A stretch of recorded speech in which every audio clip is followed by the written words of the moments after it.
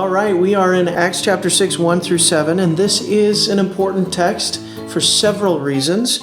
Let's just take a look. It says, "Now in these days, when the disciples were increasing in numbers, a complaint by the Hellenists arose against the Hebrews because their widows were being neglected in the daily distribution." It looks as if in the early church, there were groups of people who were being fed by the church, who were being ministered to by the church. The problem was there was a group of people who were being neglected. They are known as the Hellenists. The Hellenists are Greek-speaking Jews. Those are the Jews who did not know Hebrew. They were kind of like the second-class Hebrews, if you will. They were those who the real Orthodox would look on and think, boy, you really should know your Hebrew. You should pronounce words as they should be pronounced in Hebrew.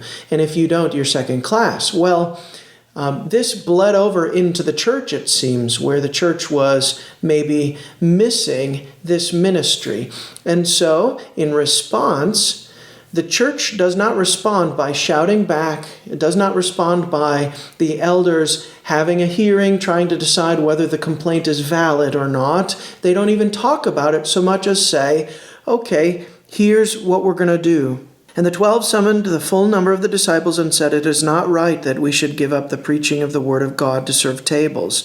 Therefore, brothers, pick out from among you 7 men of good repute, full of the Spirit and of wisdom.'" In other words, they delegate to the rest of the body this opportunity for them to appoint for themselves 7 deacons or servants, ministers. But they say it's not right for us to forsake the preaching of the word.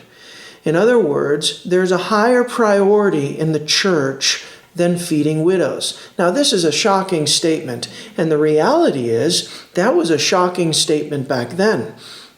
It's kind of a scary thing to say, I have something more important to do than to feed widows. Now, of course, these aren't pitted one against the other.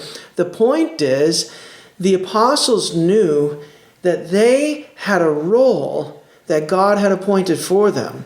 And if they neglected that role, they would be dishonoring God.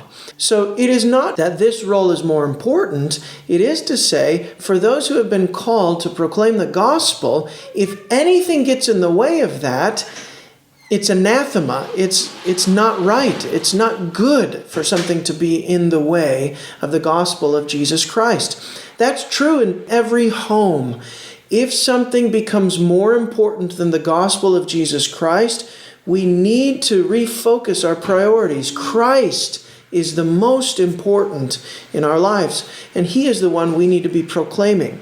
The purpose of this text seems to illustrate that though there was persecution outside the church, there was also persecution inside the church. And even if the apostles gave attention to making sure that they didn't succumb to the persecution outside, they also needed to be guarding the interior, the attitude within the church. The same is true today. There isn't danger just outside, there's danger inside. We can be our own worst enemy.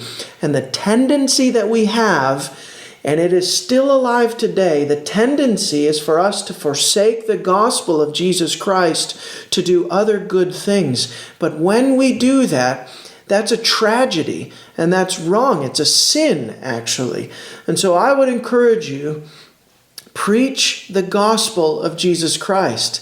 And yes, of course, make sure that the widows are fed. Make sure that we're doing the things, those fundamental things that we need to be doing. But the most fundamental is the gospel of Jesus Christ. Let nothing get in the way of that. To make much of Christ is what the world needs to see and hear. And of course, when we make much of Christ, the widows are fed. We see that the result of this is 7 men of good repute are chosen, and they do their duty, and this friction in the church disappears. God, in His sovereign care, has taken care through His people, not through a program, but through His people, the choosing of these 7, and then the ministry of the 7, which would allow for the ministry of the Word of God to go forth. Jesus Christ be exalted. Only Jesus. We are loved by a great and awesome God.